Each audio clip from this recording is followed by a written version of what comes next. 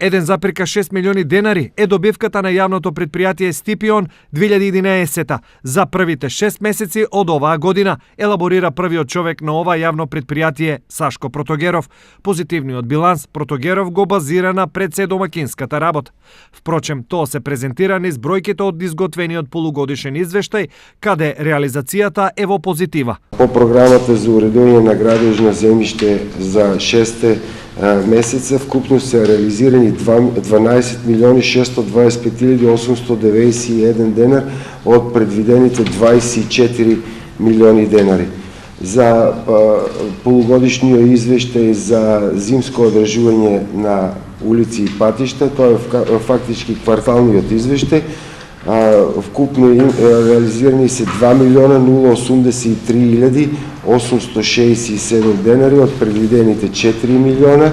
Најпозитивна ставка во полугодишниот извештај се приходите од паркинг услугите. Останатите се движат во рамките на очекуваните резултати. Со